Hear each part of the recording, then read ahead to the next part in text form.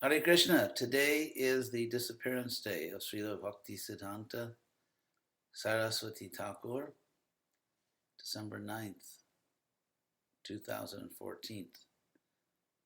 And we are here in Davidson, North Carolina. So I'm going to speak a few words about Bhaktisiddhanta Saraswati Thakur, first by translating the prayers that we sing to him. Namo Vishnu Padaya Krishna Prishtaya Bhutale Srimate Bhaktisiddhanta Saraswati Thakur. Bhaktisiddhanta Saraswati iti namine. I bow to Bhaktisiddhanta Saraswati, who is at the feet of Lord Vishnu, who is most dear to Lord Krishna. Of course, that's the same person, Vishnu and Krishna, on this earth. And of course, we know about Bhaktisiddhanta Saraswati Thakur, and we are honoring him on his disappearance day because of Srila Prabhupada. So therefore, we'll offer obeisances also to Prabhupada. Namo Vishnu Padaya Krishna Prishtaya Bhutale Srimate Bhakti Vedanta Swaminiti Namine Namaste Saraswate Deve Gaudavani Pracharine Nirvishesha Shunyavadi Paschatya Desha Tarine. I was with Srila Prabhupada as his secretary in January of 1976 on the appearance day of Bhaktisiddhanta Saraswati Thakur. Prabhupada put a picture, or had put, the devotees put a picture of Bhaktisiddhanta Saraswati on Prabhupada's own Vyasasana. Then he sat lower and spoke about his spiritual master. So the next verses about Bhaktisiddhanta are Sri Varshavanavi Devi Daitaya Kripabdaye Krishna Sambandha Vijnana Dayine Prabhave Namaha. I bow to Sri Varshavanavi Devi, that Sri Varshavanavi Devi, Varshavanavi, of course, refers to Srimati Radharani, who is the daughter of Vrishabhanu, and therefore she's called Sri Varshabhanavi Devi Daitaya. Daita means beloved, one who is, or one who has received the mercy. So we bow to Bhaktisiddhanta Saraswati Thakur as one who has received the mercy of Radharani. Sri Varshabhanavi Devi Daitaya Kripabdaye, and we bow to Bhaktisiddhanta as the ocean of mercy. Krishna Sambandha Vijnana Daine, the one who gives scientific knowledge, realized knowledge, Vijnana, of Krishna Sambandha, of the process of establishing a relationship with Lord Krishna. Krishna Sambandha Vijnana Daine Prabhave, unto the Prabhu, unto the Lord, unto the Master, Namaha, we bow. And then Madhuryo Jwala Premadya Sri Rupanuga Bhakti Da. Bhaktisiddhanta gives bhakti, which a devotion to Lord Krishna, which strictly follows Rupa Goswami, who was such a prominent disciple of Lord Chaitanya, and that bhakti following Lord Rupa Goswami, that bhakti which Bhaktisiddhanta Saraswati Thakur gives, is Madhur Ojjvala Premadya. It is Adya. It is enriched with love, pure love of Krishna, which is dazzling, Ujjvala,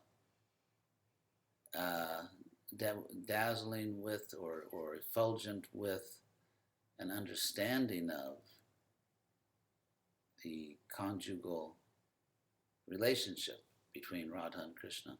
Madhurya Madhurya, Madhura means sweet in Sanskrit. Of course, from that Sanskrit word madhu or madhura, the English word mead, which means honey, mill, Portuguese. So Madhurya Ojjwala, Ojjwala, that shining conjugal love. Madhurya Ojjwala Prema Adya. So Bhaktisiddhanta Saraswati Thakura gives to us through Prabhupada devotion to Krishna, following Rupa Goswami, which is enriched by that dazzling conjugal love between Radha and Krishna. Madhurya Ojjwala Prema Adya Sri Rupa Nuga Bhakti Da Sri Gauda Karuna Shakti Vigrahaya Namostute. I bow to you who are Vigraha, the embodiment of the power of the mercy of Lord Chaitanya. Sri Gauda Karuna Shakti Vigrahaya Namostute.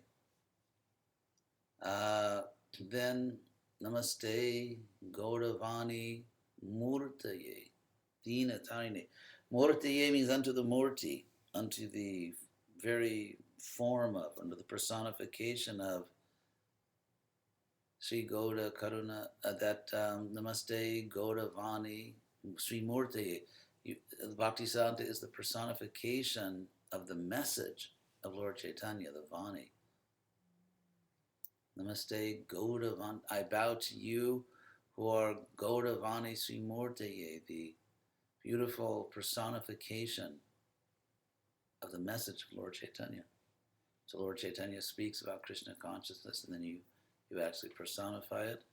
Dina Tarine, and the one who delivers Dina, those who are unhappy, those who are fallen.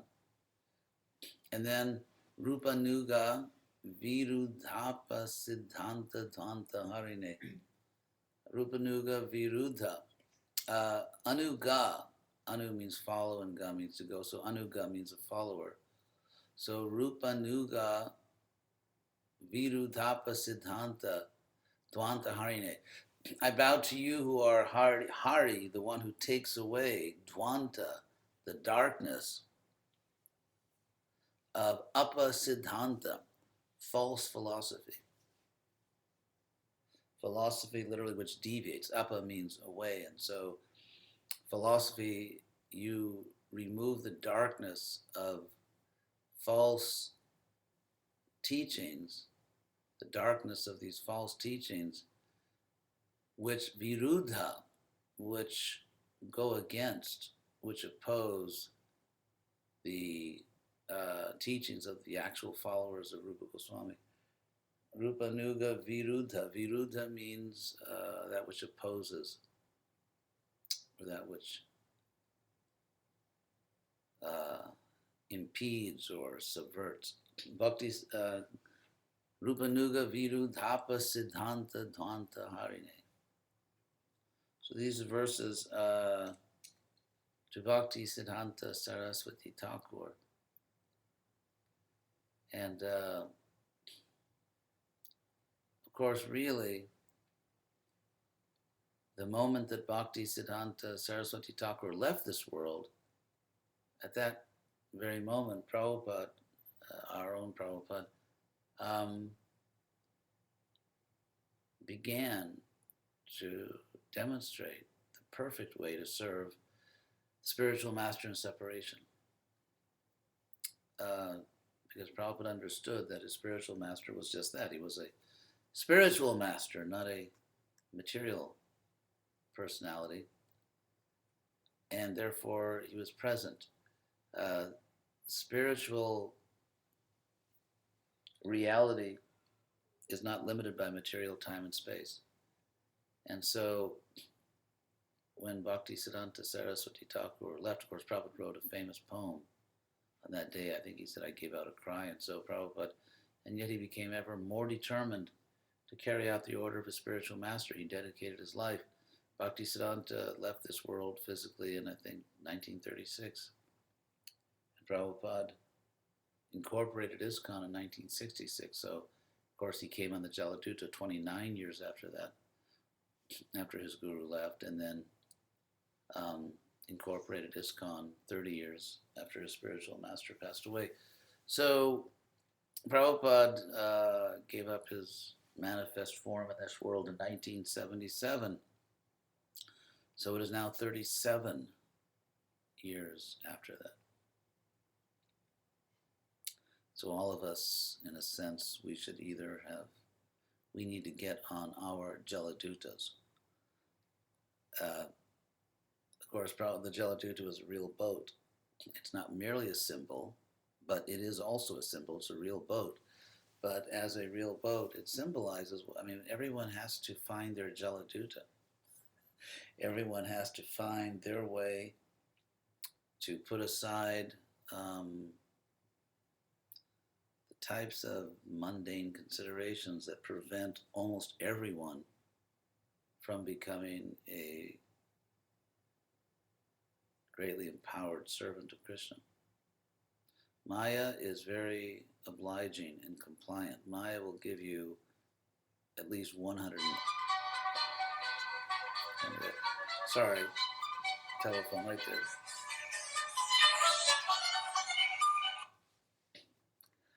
Happens in the best of sampradayas.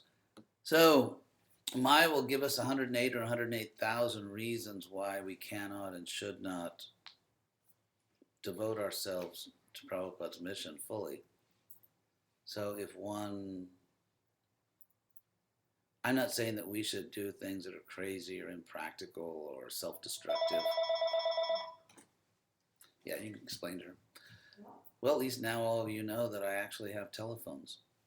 So, we should not do anything crazy like that, but at the same time, we have to honor the acharyas by actually accepting them as acharyas. Acharya means one who teaches by example, but unless we follow that example, then the acharyas are not really teaching us by their example. It's when we actually follow the acharya's example that they become, for us, acharyas. I think that's pretty simple logic. So, of course, Prabhupada loved his spiritual master so much, and he showed his love by actually doing what his spiritual master wanted. He got the job done. Bhaktisiddhanta Sarasvati Thakura was highly criticized in his own time. Some people thought that he was ruining Vedic culture or Vaishnava Dharma, that he was changing this and changing that.